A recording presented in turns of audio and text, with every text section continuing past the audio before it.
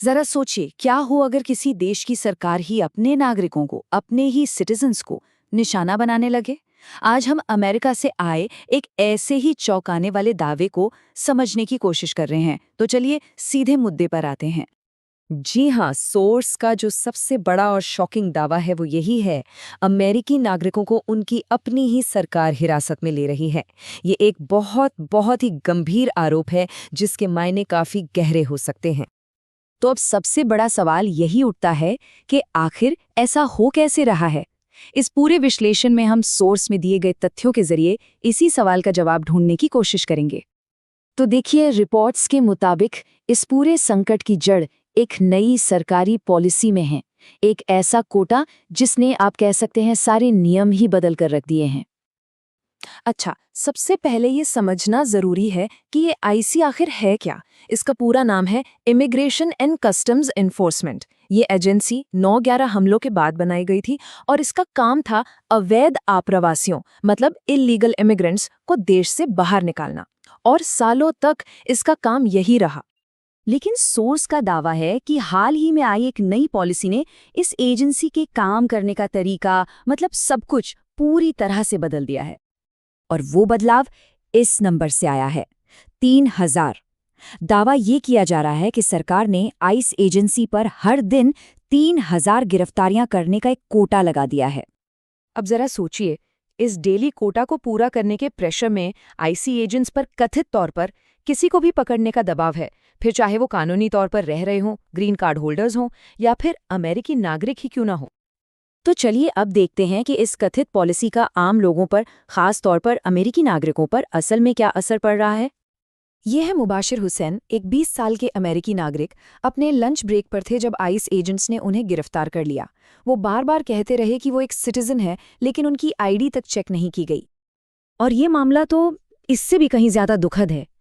Nicol good, एक 37 साल की अमेरिकी नागरिक, अपने बच्चे को स्कूल छोड़कर लौट रही थी जब एजेंट्स की गोली से उनकी मौत हो गई। और बात यहीं खत्म नहीं होती, जो कि बहुत परेशान करने वाली बात है। एक 5 साल के बच्चे को सिर्फ इसलिए हिरासत में ले लिया गया ताकि उसे एक चारे की तरह, एक बेट की तरह इस्तेमाल करके उसके पिता को पकड़ा जा सके। जो आंकड़े सामने आए हैं वो वाकई में चौंकाने वाले हैं।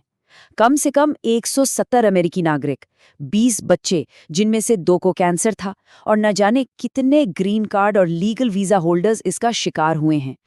और ये छापेमारियां कहीं भी हो रही हैं, रेस्टोरेंट्स में, बर्थडे पार्टीज में, यहाँ तक कि बच्चों की हैलोवीन परेड्स में भी। ऐसा लगता है मानो एजेंट्स अपना कोटा पूरा करने के लिए किसी भी हद तक जा रहे हैं।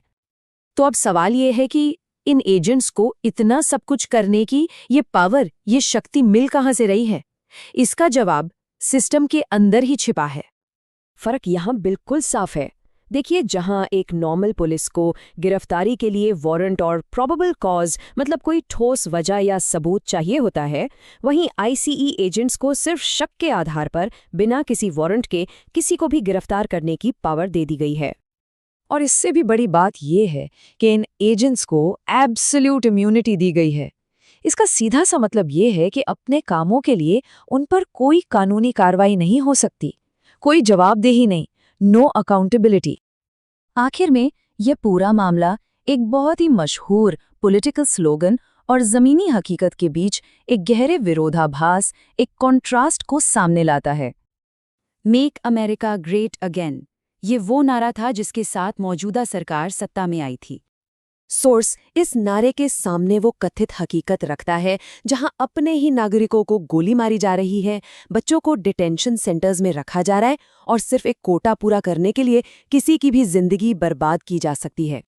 तो ये सब हमें एक बहुत ही जरूरी और गंभीर सवाल पर लाकर खड़ा कर देता है। जब सत्ता पर, जब पावर पर कोई लगाम नहीं होती, तो उसकी कीमत कौन चुकाता है।